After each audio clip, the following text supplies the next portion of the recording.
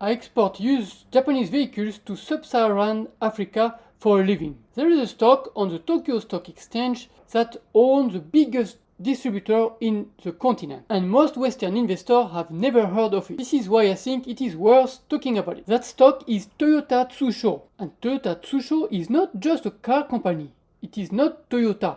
It is Toyota Tsusho. It is a trading arm of Toyota. It is a general trading company with a 120 countries footprint. The company has 8 operating segments. They operate in Metal Plus division, circular economy, the green infrastructure, digital solution, lifestyle, and Africa division. Toyota Tsusho is listed on the Tokyo Stock Exchange market since 1949. Warren Buffett made the 5 major trading companies very famous, and this is the 6th one which is not part of Warren Buffett pick. However, it is very comparable in business and sales revenues, more than 10 trillion yen revenues. And you can see this is a graph for 1 year. The ticker for Toyota Tsusho 8015 on the Tokyo Stock Exchange. I'm going to show you the 5-year. You can see how is the progression of that company. It is amazing. Look at that. It is at the high now, right? The PE is a bit high now. So now we are at 21 times. Earning per share is 350 yen. Let me put everything in context. This is Africa. It is a huge continent with so many countries. And the average is 40 vehicles per 1,000 person. For if you want to compare this with Western countries, it's 500 vehicles per 1,000 people.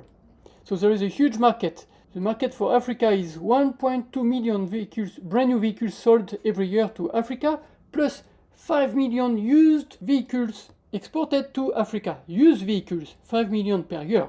And Toyota Tsusho is owning CFAO or CFAO, I should say in English, but it used to be a French company. It is a French company trading on the Paris Stock Exchange, and Toyota Tsusho owns 95 or 96% of that company.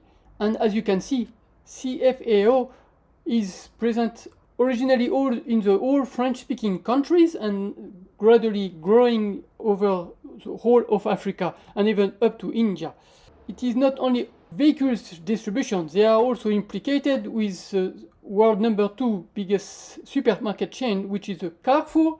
They are implicated in motorbike distribution with Yamaha and all the trucks, and it is of course vehicles, but also, as I said in the presentation, they also work with battery, rare earth sourcing, and so on. And there is a huge moat for this Toyota Tsusho company. So the used vehicles market is huge. I work in this used Japanese vehicles market, and I know how big it is, and I see how it's growing. It's huge. I ship cars to Zambia, Congo DRC, Burundi, Kenya, Tanzania, and all over Africa. Beyond cars, Toyota Tsusho has 3 extra growth channels. It has a contract with Lovedale Rare Earths, heavy rare earths for EV batteries. It is a joint venture in Namibia. It has the Africa base, which is renewable energy infrastructure, and the new Japan, Canada, Mexico shipping lanes. It is a tariff mitigation logistics. This company is positioning itself at the intersection of Africa growth, EV battery supply chain, and global trade route diversification. So this company is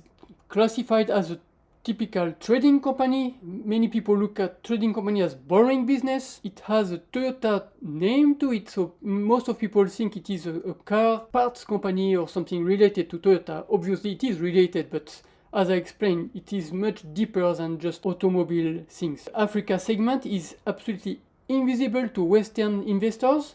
It is exactly as I explained, with same problem as Berkshire Japan Holdings. You can see, if you look at anywhere Japan IDs, it's nowhere talking about it. If you go on YouTube and you put Toyota Tsusho, you see that nobody talk about it.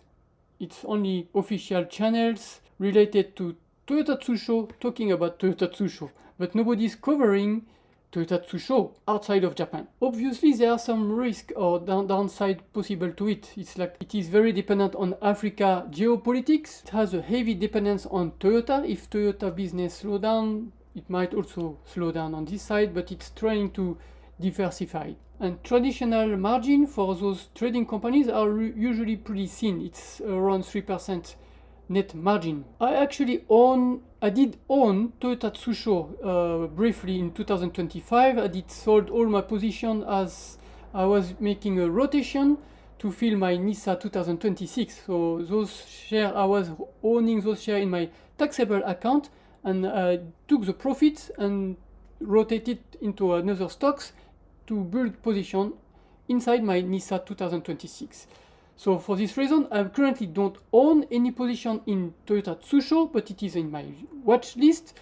My philosophy is not to buy again at the top, because when I sold it, it was at the top of 52 weeks high. That's why I sold it, and I'm not planning to repurchase it at that time. I did not plan to purchase it at that time, and I'm waiting for any dip, but it's not dipping at all. It keep on going up. But anyway, it is on my watch list because it is a very good company, very strong company, and I think it has a good prospect. So it is not in my portfolio yet. It is on my watch list. It is a stock that is very interesting also for the dividends. It keep on growing its dividends. It has the Africa Moat and rare earth exposure. So if you are investing in Japan, I think Toyota Tsusho should be on your watch list also. You might be missing the most interesting Africa story on any stock exchange.